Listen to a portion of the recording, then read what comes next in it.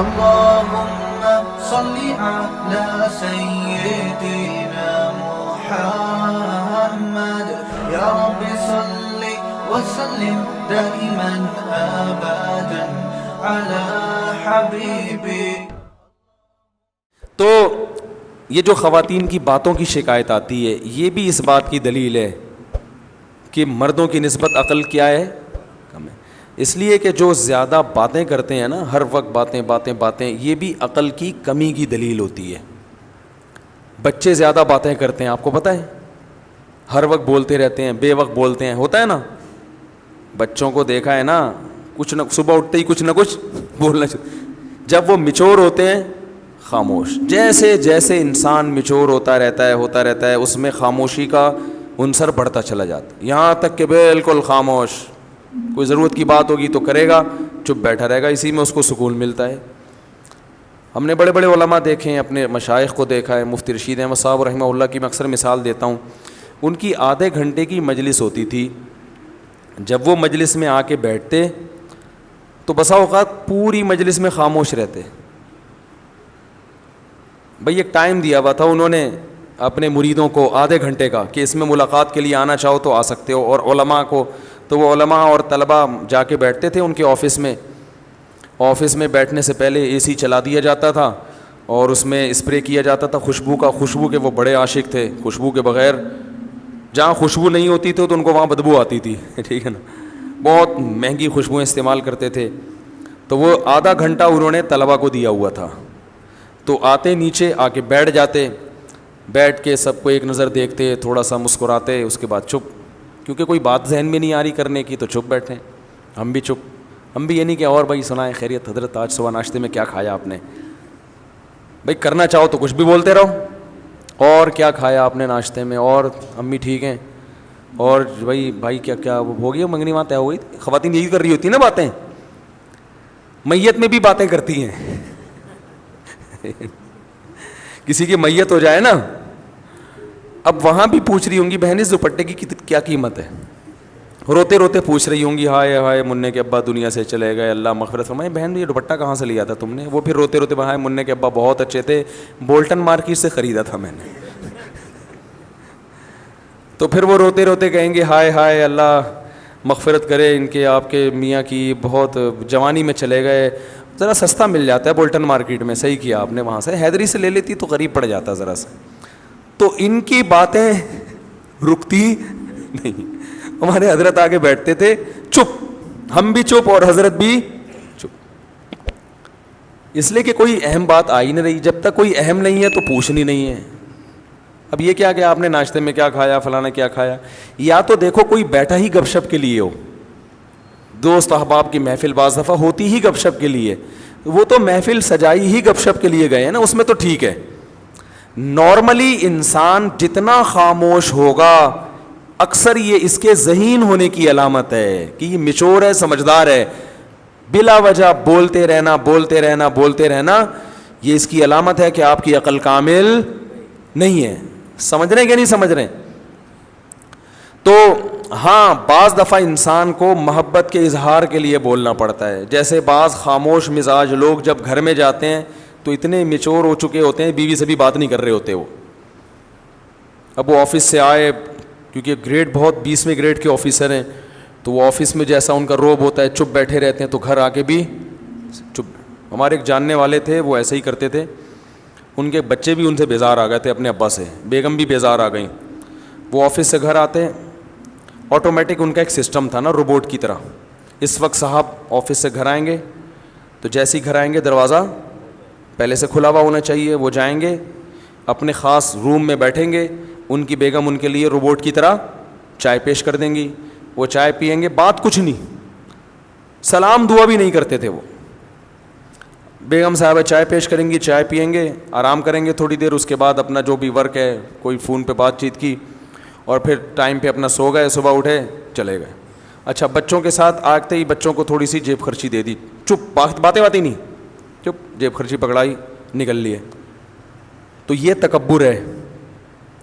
اس خاموشی کو کہیں آپ یہ نہ سمجھے کہ ماشاءاللہ بہت سمجھدار ہیں. مفتی صاحب نے کہا تھا کہ جو ذہین لوگ ہوتے ہیں وہ باتیں نہیں کرتے, چپ رہتے ہیں. تو بھائی جہاں بولنے کا موقع ہو وہاں بولنا چاہیے.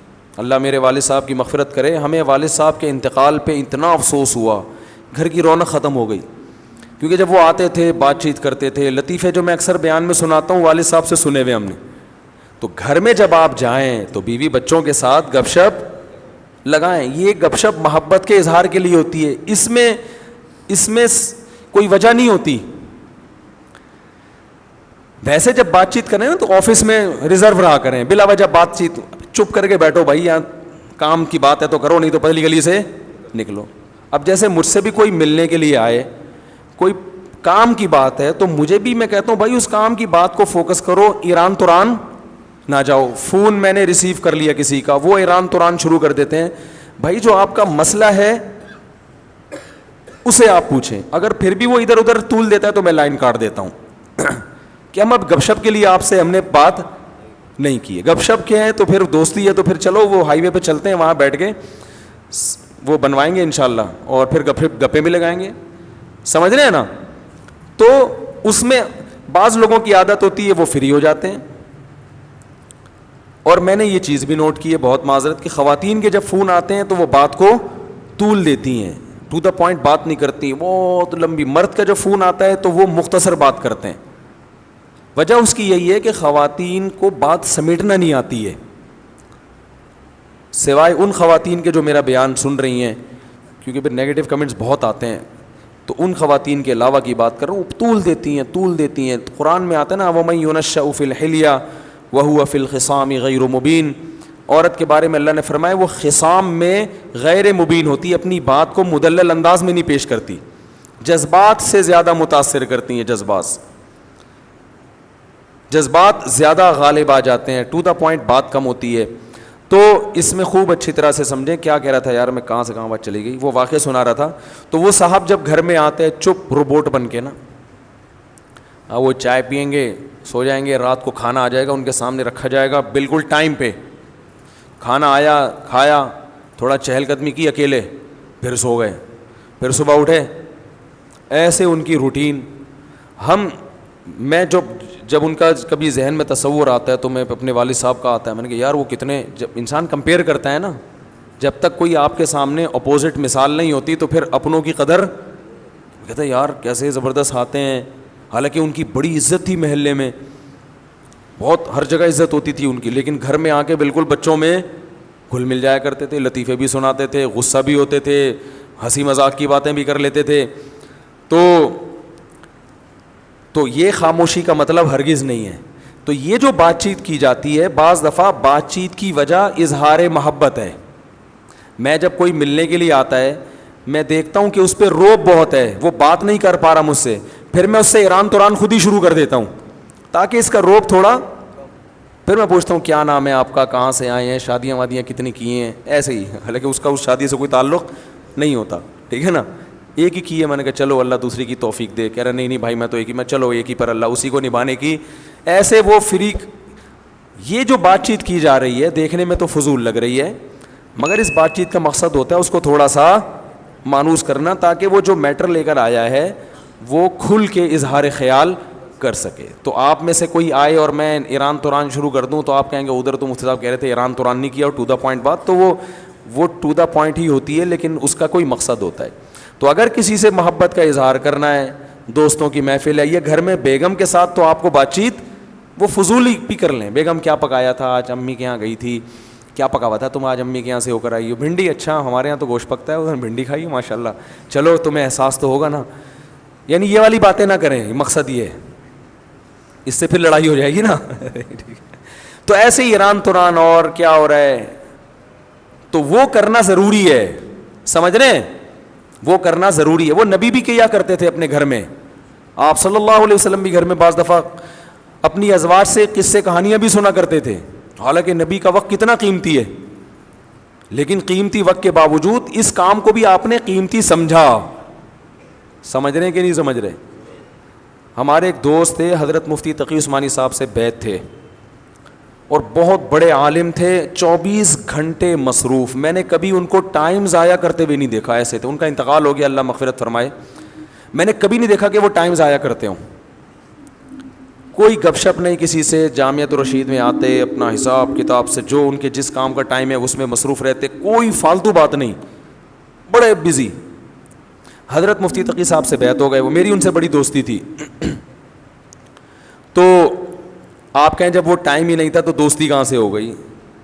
تو دوستی ایسے ہی ہو جاتی ہے کہ بھئی ہم گاڑی میں اکٹھے جا رہے ہیں, جامعہ کی گاڑی میں اس وقت جایا کرتی تھی, اس میں بھی وہ اپنے معمولات پورے کرتے تھے بس میں نا, یعنی معمولات بس کے دوران ٹائم پورے ہوتے تھے. تو وہ ہفتے میں ایک دفعہ میری گھر والوں سمیت مہینے میں ایک دفعہ دعوت کیا کرتے تھے, اور بھی جان پہچان, تو اس سے ہماری دوستی مضبوط ہو گئی. تو اس دعوت میں گپ شپ ہی ہوتی تھی, وہ تو ظاہر ہے دعوت ہے نا, اس میں آپ تھوڑی کے مسائل بیٹھ کے حل کریں گے, لیکن ویسے ہر وقت ٹائم کے پابند. تو مجھے بتا رہے تھے کہ میں نے حضرت مفتی تقی عثمانی صاحب کو خط لکھا, ان کو اپنے معمولات بتائے, اور میرا خیال تھا اس پہ بڑی شاباش ملے گی کہ ماشاء اللہ آپ تو صبح سے لے کے رات تک دین کی خدمت میں, بولو بھائی, مشغول ہیں. کہہ رہے ہیں انہوں نے جواب میں خط لکھا کہ اس میں بیوی بچوں کے لیے ٹائم کہاں ہے. صحیح ہے نا, یہ تو آپ صبح سے مدرسہ, تدریس, تحقیق کا کام, فتاوی, بیان ہے بھائی, یہ سارے سلسلے تو ہو گئے آپ کے, بیوی بچوں کا ٹائم کہاں ہے؟ تو بھائی وہ انہوں نے بتایا میں رات کو بیوی بچوں کے ساتھ ہی سوتا ہوں. انہوں نے کہا دن میں وہ تو سونے کا ٹائم ہے نا, وہ تو ہر آدمی سوتا ہے, آپ نے کون سا, یعنی میں مفتی تقی صاحب کی یہ الفاظ نہیں ہے, میں اپنے الفاظ میں بیان کر رہا ہوں. انہوں نے فرمایا کہ اس میں بیوی کا ٹائم کہاں ہے, خاص طور پر ان کی اہلیہ کے بارے میں کہا, بیگم کا ٹائم کہاں ہے, اس کو کتنا ٹائم دیتے ہو دن میں؟ تو کہتے ہیں مجھے احساس ہوا یار یہ تو, انہوں نے کہا نبی صلی اللہ علیہ وسلم تو روز وقت دیتے تھے, تو اس میں بیگم کا ٹائم کہاں ہے؟ کہہ رہے ہیں مجھے احساس ہوا کئی سال سے بیگم کے لیے میں نے الگ سے کوئی ٹائم, بولو بھائی, رکھا ہی نہیں ہے. تو پھر حضرت نے تنبیہ کی کہ دین, آپ جو کچھ دینی خدمات کر رہے ہیں اللہ کو خوش کرنے کے لیے کر رہے ہیں نا, تو اللہ کو خوش کرنے میں اللہ کے حقوق کے ساتھ بندوں کے حقوق بھی ہیں. تو بندوں کے حقوق میں اس بیوی کا بھی کچھ حصہ ہے. کتنے مرد ہیں کاروبار میں اپنے آپ کو کھپا دیا انہوں نے, صبح گئے رات کو آئے. ایک صاحب نے بتایا کہ میں اپنے بچوں کو انچ کے حساب سے بڑا ہوتے ہوئے دیکھ رہا ہوں, کیونکہ جب میں گھر سے نکلتا ہوں صبح تو بچے سو رہے ہوتے ہیں, جب واپس آتا ہوں تو سو چکے ہوتے ہیں. تو پہلے اتنے تھے, اب اتنے, اب اتنے, اور سوتے ہوئے نا, سوتے ہوئے. بھائی پچھلے سال جب میں سوتا ہوا چھوڑ کر گیا تھا تو اتنے تھے, اب ایک سال ہو گیا اب اتنے. تو مجھے ایسے لگ رہا ہے کہ ایسے بس, اس سے زیادہ میرا بچوں سے کوئی تعلق نہیں ہے. وہ خود بتا رہے تھے کہ میرے بچے بڑے ہو رہے ہیں, بس مجھے سوتے ہوئے پتہ چل رہا ہے, اتنا ریلیشن ہے بچوں سے. پھر بچوں اور باپ میں تعلق کمزور, محبت ہی نہیں رہتی ان کو ابا سے. ایسے بہت روبوٹ ہم نے دیکھے. تو میں نے ایک واقعہ سنایا, اور بھی ایسے کئی واقعات ہیں.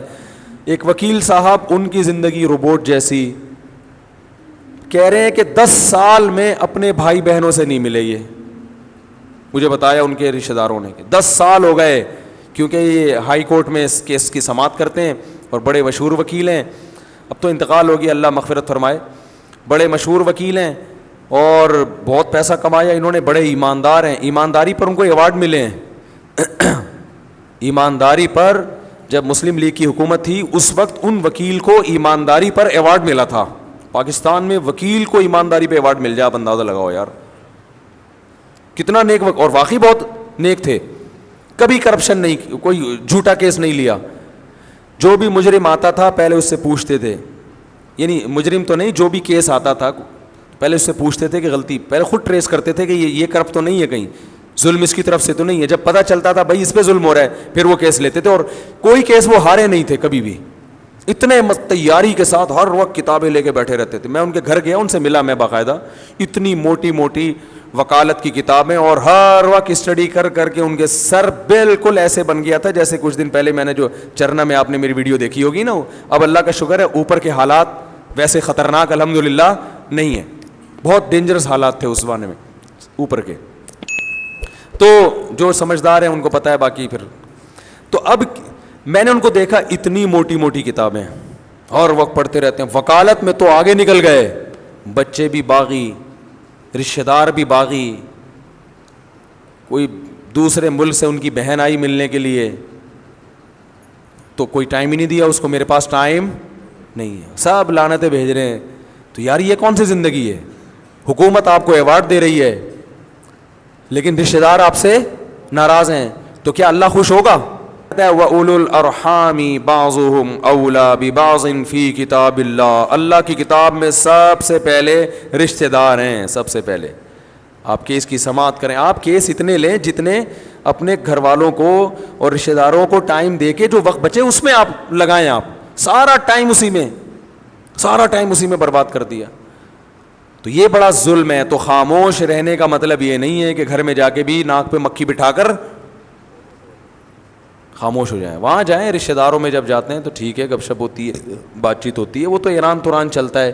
دیکھو میں اکثر واقعہ سناتا ہوں, اللہ تعالیٰ نے حضرت موسیٰ علیہ السلام کو جب نبوت دی ہے تو موسیٰ علیہ السلام نے کوہ طور پہ جا کے دیکھا, کوہ طور پہ دیکھا آگ جل رہی ہے. حضرت موسیٰ کو نہیں پتا تھا کہ یہاں اللہ مجھ سے ہم کلام ہوگا.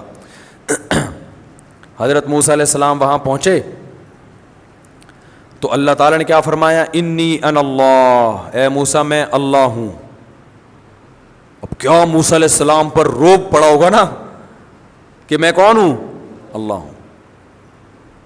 اب موسیٰ علیہ السلام اس قدر روب میں آئے ہیں کہ اب اللہ نے موسیٰ علیہ السلام کو نبوت بھی دینی ہے اور بھیجنا کہاں ہے؟ فرعون کی طرف.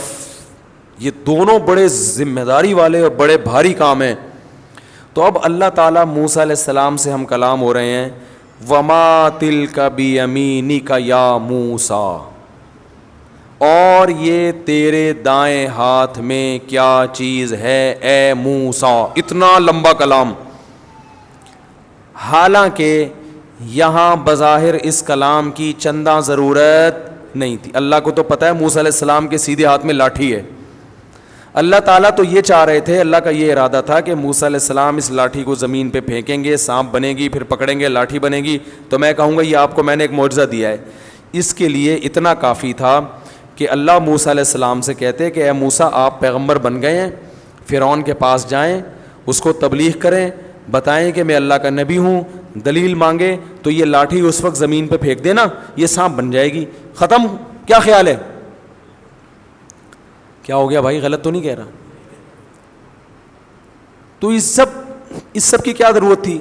اور اگر اللہ کو پوچھنا ہی تھا, اول تو اللہ کو پوچھنے کی ضرورت نہیں, اگر پریکٹس کروانی تھی کہ ایک دفعہ لاٹھی کو سانپ بنا کے دکھا دوں تاکہ ان کی گھبراہٹ ختم ہو جائے, تو اللہ تعالیٰ موسیٰ علیہ السلام سے کہتے اے موسیٰ یہ لاٹھی ابھی سانپ بنے گی اور پھر دوبارہ لاٹھی بن جائے گی, اتنا کہہ دیتے.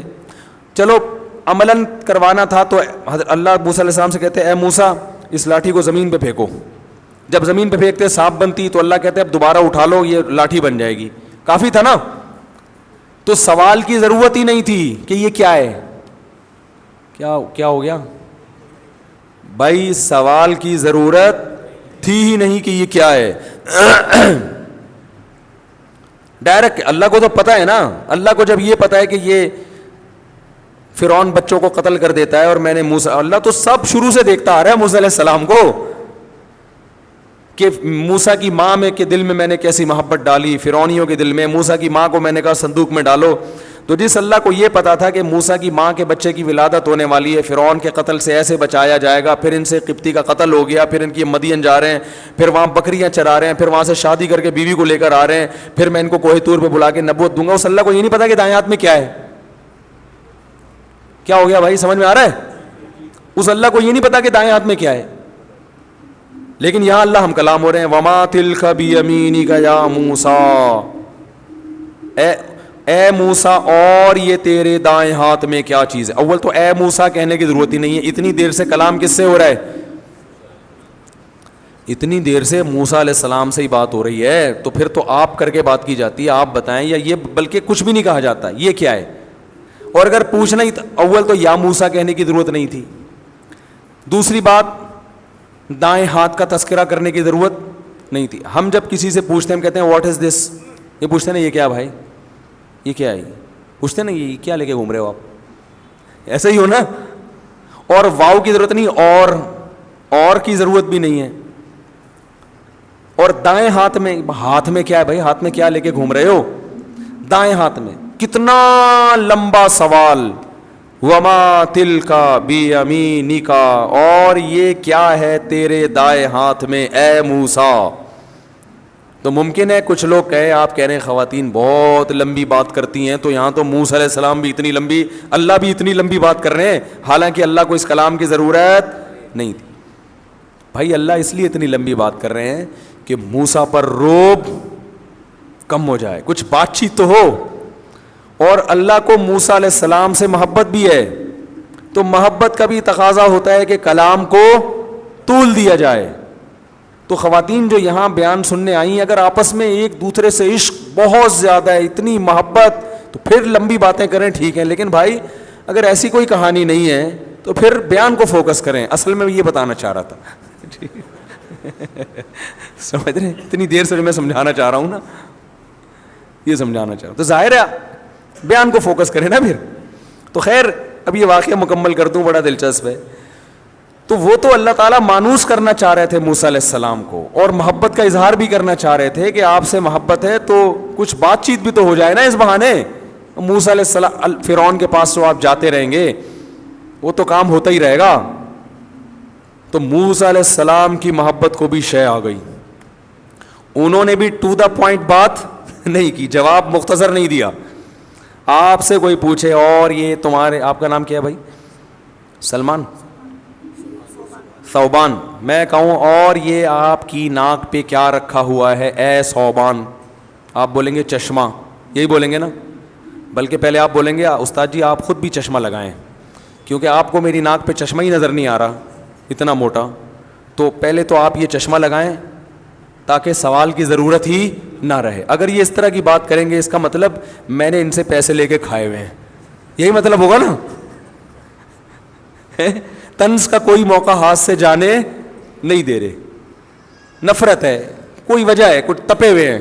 تبھی جب گھر میں آپ کی لڑائی ہوئی بھی ہوتی ہے تو آپ کوئی بات کریں تو آگے سے تپا ہوا جواب ملتا ہے, ایسا ہی ہے نا. تو کیا کھانا ہے آج؟ میرا سر کھا لو, یہی ہوتا ہے نا. بچے جب زیادہ تنگ کر رہے ہوتے ہیں, تنگ کرتے کرتے امی سے پوچھتے ہیں امی کیا پکا ہے, امی کہیں گی میں نے اپنا مغز پکایا ہوا ہے وہ کھا لو. تو مائیں ایسا جواب دیتی ہیں جب اولاد سے تپی ہوئی ہوتی ہیں, ٹھیک ہے. جب تپی ہوئی نہیں ہوتی پھر بڑے پیارے پیارے جواب دیے جا رہے ہوتے ہیں کہ بھائی ابھی چھوڑو ان جوابوں کو. تو موسیٰ علیہ السلام کی محبت کو بھی شے مل گئی. موسیٰ علیہ السلام نے کہا جب اللہ اتنی لمبی بات کر رہا ہے تو پھر ٹو دا پوائنٹ جواب دینا یہ بے ادبی ہے. میں کسی سے پوچھ رہا ہوں آپ کا نام کیا ہے, آپ جواب میں کیا مفتی صاحب ٹو دا پوائنٹ بات کریں یار, ان چیزوں کو چھوڑیں. تو غصہ آئے گا مفتی صاحب آپ کو فری کرا رہے ہیں یار, ہیں اس کا مطلب آپ ہم سے کیا ہیں, ناراض ہیں. تو یہی ہوگا نا اس کا مطلب. تو موسیٰ علیہ السلام نے دیکھا کہ بھائی اللہ خود ہم کلام ہو رہا ہے, تو موسیٰ علیہ السلام کا جواب یہ ہونا چاہیے تھا کہ لاٹھی. اور یہ کیا ہے؟ موسیٰ علیہ السلام کہتے لاٹھی ہے, ختم. موسیٰ علیہ السلام نے بھی لمبی پوری تفصیل شروع کر دی. قال ہی عصایا, یہ میری لاٹھی ہے. حالانکہ اللہ نے کس کی ہے یہ پوچھا تھا ہی نہیں, کہ جواب میں یہ بھی پتہ چل گیا کہ لاٹھی. اول تو موسیٰ علیہ السلام کو پتہ ہے جس اللہ کو میرے بارے میں سب کچھ پتہ ہے وہ یہ کیوں پوچھ رہا ہے کہ لاٹھی ہے یا نہیں ہے. تو بڑا جب کوئی سوال پوچھا کرے نا تو آپ کو پتہ ہے کہ اس کو جواب پتہ ہے, پھر بھی جواب بولو بھائی دے دینا چاہیے, یہ ادب کا تقاضا ہے. تو یہ میری لاٹھی. ایک واقعہ میں اکثر سناتا ہوں نا, ایک بوڑھے نے اپنے بیٹے سے پوچھا, دیوار پہ کوا بیٹھا ہوا تھا, بیٹا یہ کیا ہے؟ بیٹے نے کہا ابو کوا ہے. پھر اس بوڑھے بھول گیا بیچارہ, پھر پوچھا بیٹا یہ کیا ہے؟ اس نے کہا ابو کوا ہے. پھر تیسری دفعہ پوچھا تو ابا آپ کو اس کے علاوہ اور کوئی کام نہیں آتا کیا؟ میرا دماغ کھائے. یہ آج کی نئی نسل ہے ایسی, بھائی 100 دفعہ پوچھے 100 دفعہ جواب دو. تو وہاں کوئی بیٹھا ہوا تھا جو اس کا بچپن جانتا تھا, اس نے کہا دیکھ جب تو چھوٹا بچہ تھا نا یہی باپ تجھے گود میں لے کے بیٹھا تھا, بچے بھی بار بار سوال پوچھتے ہیں, تو نے 20 دفعہ پوچھا تھا یہ کیا ہے, اور تیرے باپ نے 20 دفعہ بتایا تھا کہ یہ کیا ہے. بچے جتنا بھی سوال پوچھیں ماں باپ پریشان نہیں ہوتے, ہر دفعہ دیتے رہتے ہیں, محبت ہوتی ہے. لیکن یہی بچہ جب جوان ہوتا ہے اسے اپنے بوڑھے ماں باپ سے وہ محبت نہیں رہتی, اس لیے ان کے الٹے سوالات پر, دادی نانی کے الٹی باتوں پر بار بار تفتیش پر اس کو غصہ آتا ہے. یہ بہت بڑا تکبر ہے, یاد رکھو, بہت بڑا کبر ہے. اس کی سزا دنیا میں ملتی ہے. بوڑھا باپ, بوڑھی ماں, بوڑھی دادی, بوڑھی نانی, بوڑھے نانا, بوڑھے دادا, ان کے ساتھ یہ کچھ بھی کر لیں, آپ کو ان سے کے سامنے چڑچڑا پن, غصہ اور نفرت, اور یہ کہ جیسے وہ ہوتا ہے نا الجھن کا شکار ہونا, کیا ہے یہ, اس طرح کے اسٹائل کرنے کی آپ کو اجازت نہیں ہے. نرم, بہت نرم پڑ جاؤ, بہت نرم, غصہ نکال کے رکھا کرو ان کے سامنے, اور یہ سوچ کے آیا کرو یہ صحیح کریں تو بھی ٹھیک ہے, غلط کریں تو بھی ٹھیک ہے, بس ان کا غلط بھی صحیح ہے. یہ شریعت کی تعلیمات ہیں. ہاں ان کے کہنے سے کسی پہ ظلم نہ کرو, وہ ایک الگ بات ہے. تو موسیٰ علیہ السلام نے جواب میں کیا کہا؟ ہیا عصایا, یہ میری لاٹھی ہے, اتوکئ علیہا. ایک تو اللہ نے یہ نہیں پوچھا تھا کس کی ہے, دوسرا اللہ نے یہ تھوڑی پوچھا تھا اسے کرتے کیا ہو. تو حضرت موسیٰ نے کہا میری لاٹھی ہے, اتوکئ علیہ, اس پہ ٹیک بھی لگاتا ہوں میں, واہش بہا علی غنمی, اور اس کے ذریعے درختوں کے پتے جھاڑ کر اپنی بکریوں کو کھلاتا ہوں. موسیٰ علیہ السلام کو خیال ہوا بہت ہی لمبی بات ہو گئی ہے, ٹھیک ہے نا, تھوڑا رعایت بھی کرو, تو اس لیے فرمایا ولی فیہا معارب اخری, اے اللہ میرے اس سے اور بھی بہت سارے کام ہیں, اجازت دے تو پوری گردان پیش کر دوں تیرے سامنے. یہ ادب سکھایا جا رہا ہے ہمیں, ادب, کہ بڑا جب کوئی بات کرتا ہے تو اس کے لیے لاجک کا سمجھ میں آنا ضروری نہیں ہے. ان کا تقاضا ہے کہ ان کو جواب دو, آپ پوچھ رہے ہیں تو جواب دو. تو اپنے جیسوں سے آپ اس طرح کی بات کر سکتے, یار تو میرے سے میرا سوال کیوں پوچھ رہے ہیں بھائی, تو کیوں پوچھ رہا ہے, تو میرا نام کیا کرنا ہے, تو نے شناختی کارڈ میں کوئی یا کوئی ایف آئی آر کٹوانی تو نے میرے بارے میں, ٹھیک ہے نا. تو ولی فیہا معارب اخری, اور اللہ میرے بہت سارے اور بھی کام ہیں. اللہ کو پتا تھا, اللہ نے کہا کہ میں مقصد یہ تھوڑی ہے کہ کیا کیا کرتا ہے, اصل میں تو جو میں چاہ رہا تھا آگے, اللہ نے کہا القیہا یا موسیٰ, اے موسیٰ اسے زمین پہ ڈال دے. یہ تمہید کے بعد, تاکہ روب ختم ہو اور محبت کی چنگاری بھڑک جائے. تو گھر میں جب جایا کریں چنگیز خان بن کے, بولو بھائی, نہ جایا کریں دوستوں میں ہا ہا ہو ہی چل رہا ہے, گھر میں آتے ہی ایسے جیسے, ایسے لوگوں کو میں کہتا ہوں 2 سینگ لگا کے جایا کرو اپنے. حضرت اقدس حضرت مفتی تقی عثمانی صاحب نے ایک واقعہ بیان کیا کہ ایک طالب علم نے ہمارے والد صاحب کو خط لکھا کہ میں جب گھر میں آتا ہوں میرا اتنا روب ہے کہ گھر والے تھر تھر کانپنے لگتے ہیں. آ گیا ہے وہ, اس کو یہ شو کر رہا تھا ماشاءاللہ باروب شخصیتوں میں. تو ان کو خیر حضرت مفتی شفیع صاحب نے ڈانٹ لگائی کہ یہ تو نبی صلی اللہ علیہ وسلم تو گھر میں مسکراتے چہرے کے ساتھ آتے تھے, آپ کی تو سنت ہے, گھر میں جب آتے کیسے, بولو نا, مسکراتے چہرے کے ساتھ. تو گھر میں جب جائیں بچوں کو پیار کریں, تھوڑا کلابازیاں کھائیں بچوں کے ساتھ, کچھ گپ شپ لگا لیا کریں بیگم کے ساتھ بھی, کبھی اس کو لے گئے تھوڑا سا گاڑی میں یا بائک پہ یا رکشے میں یا پیدل, جو بھی اللہ نے جتنی جس کو صلاحیت دی ہے, وسائل دی ہیں, پردے کی پابندی کے ساتھ, تو ٹائم دینا یہ شریعت کا حکم ہے. اور پھر وہاں بات چیت کرنا وہ اس بات چیت میں داخل نہیں ہے جو انسان کے کم عقل ہونے کی دلیل ہے. کم عقل ہونا وہ ہے جس کی کوئی وجہ نہ ہو, ایویں کیا کھایا تھا ناشتے میں, کیا کیا تھا, اور یہ کیا, بس میں بٹھا دو نا تو شروع ہو جاتے ہیں بلا وجہ. جہاز میں بعض دفعہ دیکھا ہے باتیں ہی نہیں ختم ہو رہی ہیں, بھائی چپ کر کے سفر کرو. پارک میں دیکھا ہے میں نے, صبح پارکوں میں جاگنگ کبھی کبھار میں جاتا ہوں تو لوگ باتیں کرتے ہوئے واکنگ کر رہے ہوتے ہیں. اور بھائی یہ باتوں کا ٹائم نہیں ہے, آپ واکنگ کرو فل اسپیڈ کے ساتھ, ہوا لو, پھیپھڑوں میں جذب کرو صبح کی ہوا, وہ نکالو ہوا پریشر کے ساتھ لو, اور اس ذہن کو ریلیکس کرو. اس میں بھی چپڑ جا رہے ہیں باتیں, یہ اس واکنگ کا فائدہ نہیں ہے, اس میں تو آپ تھکا رہے ہو ذہن کو. تو واکنگ میں تو میں دیکھتا ہوں مرد بھی باتیں کر رہے ہوتے ہیں اور خواتین بھی, وہ بھی باتیں ہی نہیں ختم. بھائی اس کو چھوڑ دو تھوڑی دیر کے لیے یار, سکون میں آؤ, فوکس کرو اپنی واک کو, اسپیڈ سے واک کرو, جسم تھکے, پسینہ نکلے, اور ہوا آپ کے پھیپھڑوں میں. جب آپ کو لمبے سانس, باتیں کرتے ہوئے آپ لمبے سانس نہیں لے سکتے, بات کرنے کے لیے سانس روکنا پڑتا ہے, ٹھیک ہے. تو یہ اپنی واک کا بھی بیڑا غرق کر دیتے ہیں ٹاک کے چکر میں. تو ٹاک کا ٹائم الگ ہے, واک کا ٹائم الگ ہے. ٹاک اور واک کو ایک ساتھ کریں گے تو نہ ٹاکنے کے قابل رہیں گے اور نہ واکنے کے قابل رہیں گے. ایک عورت گئی ڈاکٹر کے پاس, تو انگلش بولنے کا بہت شوق تھا, انگلش پوری آتی نہیں تھی, تو ڈاکٹر کے پاس جا کے کہتی ہے, ڈاکٹر صاحب میرا بچہ نہ ایٹدا ہے نہ سلیپدا ہے, ویپدا ہی ویپدا ہے. ڈاکٹر صاحب میرا بچہ نہ ڈھنگ سے ایٹدا ہے اور نہ ڈھنگ سے سلیپدا ہے, بس ویپدا ہی ویپدا ہے 24 گھنٹے. تو اس سے مجھے یاد آیا وہ ٹاکر نہ ٹاکتے ہیں صحیح طریقے سے, نہ ٹاکتے ہیں نہ واکتے ہیں. تو ایک کام کر لو, ٹاک کے لیے الگ ٹائم رکھ لو بھائی, اس میں صرف ٹاکنگ ہے بیٹھ کے. واک کو ٹاک کے ساتھ خلط ملط نہ کرو, نہ واک کے قابل رہو گے اور نہ ٹاک کے قابل رہو گے.